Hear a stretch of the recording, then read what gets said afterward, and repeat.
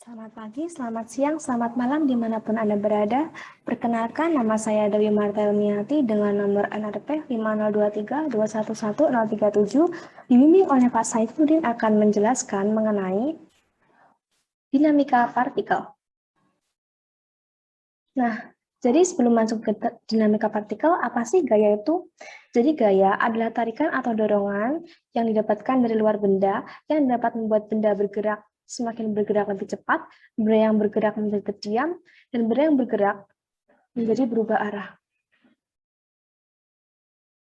Nah, selanjutnya apa sih dinamika partikel itu? Jadi, dinamika partikel adalah di mana adalah bab yang mempelajari gerak dengan memperhatikan gaya-gaya yang menyebabkan benda itu bergerak. Gaya-gaya yang menyebabkan benda bergerak itu biasanya berasal dari gaya-gaya luar maupun gaya dari benda itu sendiri. Selanjutnya, wah ini nih, kalau membahas dinamika partikel nggak jauh-jauh dari hukum Newton pertama, hukum Newton kedua, dan hukum Newton ketiga. Jadi, hukum Newton pertama adalah di mana sigma F sama dengan 0. Benda tidak mendapatkan gaya dari luar, sehingga benda tidak bergerak, atau benda mengalami kecepatan tetap seperti pada mobil yang mengalami GLB.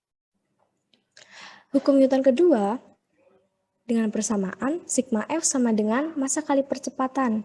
Benda akan bergerak sebesar percepatan yang dialami benda tersebut. Hukum Newton yang ketiga adalah sigma F sama dengan sigma reaksi, atau bisa disebut sigma F aksi sama dengan sigma F reaksi.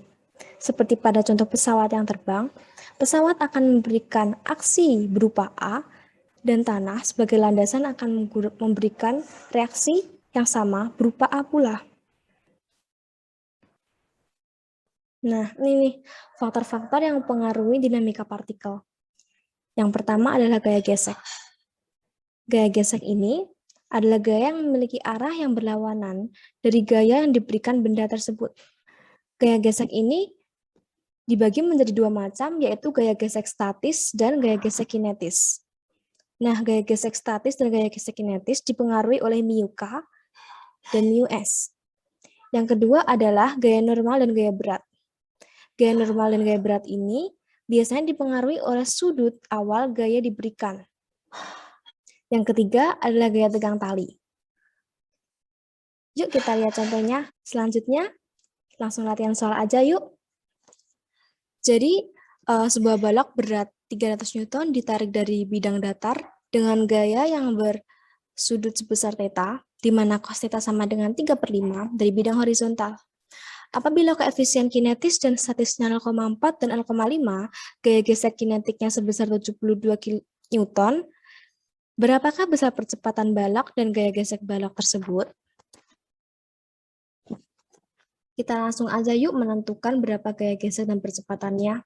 Dengan persamaan gaya gesek sama dengan gaya normal dikali mu K, dan dilanjutkan dengan perhitungan seperti ini, kita mendapatkan gaya gesek sebesar 190 Newton.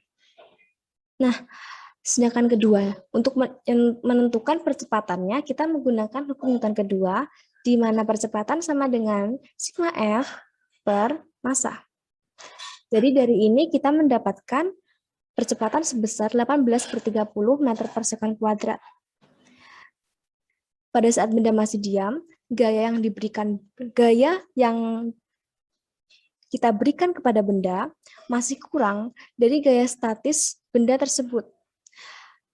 Pada daerah statik, gaya yang diberikan akan semakin bertambah sampai pada suatu titik di mana gaya gesek statis sama dengan gaya yang diberikan. Pada titik ini, benda akan berada pada posisi tepat akan bergerak. Apabila benda diberikan gaya sedikit lagi, maka gaya gesek statis akan berkurang dan akan digantikan dengan gaya gesek kinetik yang memiliki percepatan tetap. Terima kasih atas waktunya dan terima kasih sudah mendengarkan presentasi dari saya. Wassalamualaikum warahmatullahi wabarakatuh.